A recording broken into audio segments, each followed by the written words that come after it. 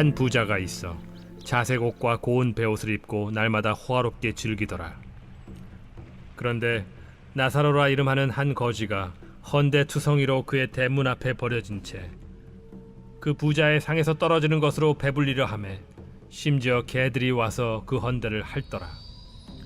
이에 그 거지가 죽어 천사들에게 받들려 아브라함의 품에 들어가고 부자도 죽어 장사되매 그가 음부에서 고통 중에 눈을 들어 멀리 아브라함과 그의 품에 있는 나사로를 보고 불러 이르되, 아버지 아브라함이여, 나를 긍휼히 여기사 나사로를 보내어 그 손가락 끝에 물을 찍어 내 혀를 서늘하게 하소서.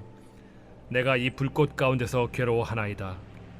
아브라함이 이르되, 예, 너는 살았을 때에 좋은 것을 받았고 나사로는 고난을 받았으니 이것을 기억하라.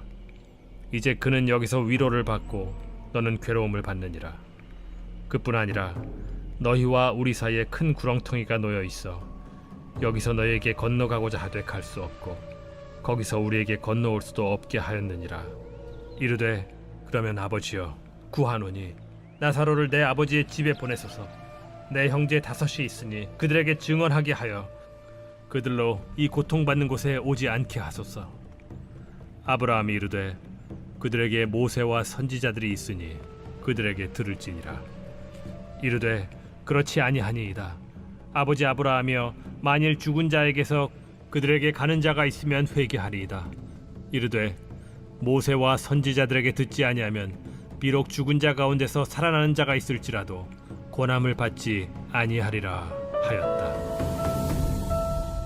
할렐루야. 오늘도 함께 예배를 드리는 우리 믿음의 성도 여러분, 여러분의 각 가정마다 하나님이 주시는 은혜와 축복이 가득한 가정 예배 시간이 되기를 간절히 소망합니다. 여러분 혹시 캠핑 좋아하십니까? 캠핑을 다니는 사람들을 보면은요, 가장 어려워하는 것이 바로 텐트를 치는 일입니다. 사실 텐트를 치는 것은 그렇게 어려운 일이 아닙니다. 정해진 순서에 맞게 절차에 따라서 진행하면 됩니다. 하지만 대부분 그 절차보다 감을 믿고 혹은 내 생각을 믿고 텐트를 치다 보니 폴대가 안 들어가거나 아니면 모양이 이상해지거나 아니면 처음부터 다시 분해하고 쳐야 하는 일들이 벌어지게 됩니다.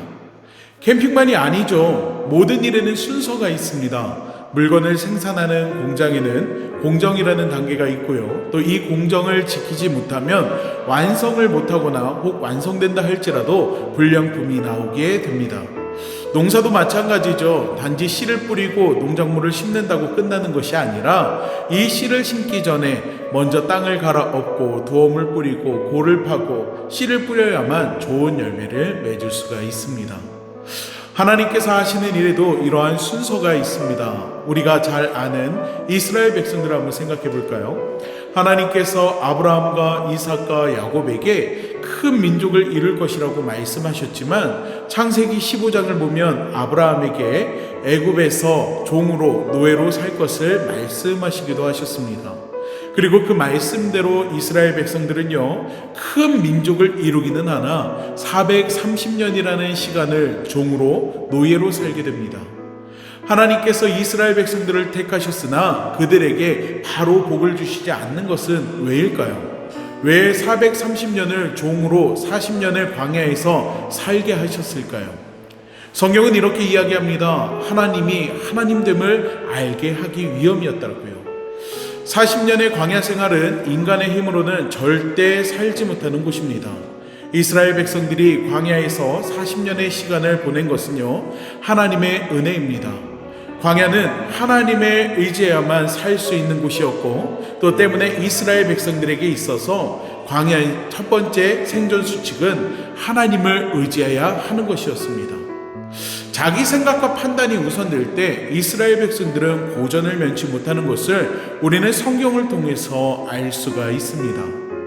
오늘날 우리도 마찬가지입니다. 오늘 우리가 살아가고 있는 이 세상은 광야와 같습니다. 그리고 이 광야 같은 세상에서 우리의 생존 수칙 첫 번째는 역시 하나님만 의지하는 것입니다. 예수님의 일을 분명하게 말씀해 주셨습니다. 그런즉 너희는 먼저 그 나라와 그 의를 구하라. 그리하면 이 모든 것을 너희에게 더하시리라. 먼저 구할 것과 나중 구할 것을 우리는 구분해야 합니다. 인생의 순서를 정해야 하는 것입니다. 오늘 본문 말씀을 보면 인생의 순서를 바꾼 사람과 지킨 사람의 이야기가 나옵니다. 인생의 순서를 바꾼 자는 부자이고 순서를 지킨 자는 거지 나사로입니다. 이 땅에서 부자는 풍족하고 부족함 없는 삶을 살았습니다. 모든 것을 누리고 즐겼습니다. 그러나 그에게는 하나님은 나중이었습니다. 영적인 것보다 물질적인 것이 하나님의 영광보다 자신을 높이고 드러내는 것이 우선이었습니다. 영생보다 육신의 생명이 먼저였습니다. 부자는 부자였기 때문에 지옥에 간 것이 아니라 이 순서가 뒤집혀졌기 때문입니다. 사랑하는 믿음의 성도 여러분, 지금 여러분에게 있어서 우선순위는 무엇입니까? 오늘 함께 예배를 드리는 우리 사교구 성도님들은 오직 하나님만을 여러분의 삶의 가장 높은 우선순위로 둘 수 있기를 간절히 축복합니다. 그렇게 될 때 하나님께서는 우리의 삶의 인도자가 되셔서 이스라엘 백성을 광야에서 보호하시고 약속의 땅으로 인도하여 주셨듯이 여러분의 삶을 하나님의 방법으로 보호하시며 인도해 주실 줄로 믿습니다. 우리 함께 기도하겠습니다. 우리의 인도자가 되어주시고 또 우리의 삶의 걸음걸음을 늘 주님의 뜻과 섭리 가운데 이끌어주시는 주님, 오늘 함께 예배를 드리며 우리가 오늘 나눈 하나님의 이 말씀이 오늘 각 가정의 은혜와 축복이 되어지는 말씀이 되기를 원합니다. 하나님, 예배드리는 우리 믿음의 성도들의 그 가정을 주님께서 기억하여 주시고 돌봐주셔서 모든 삶의 순서가 늘 주님이 우선이 될 수 있도록 주님 함께하여 주시고, 그 삶의 우선순위가 주님이 될 때 하나님께서 그 인생을 하나님의 손으로, 하나님의 방법으로, 하나님의 이끄심으로 하나님께서 책임져 주시길 원하오니 하나님 함께하여 주시옵소서.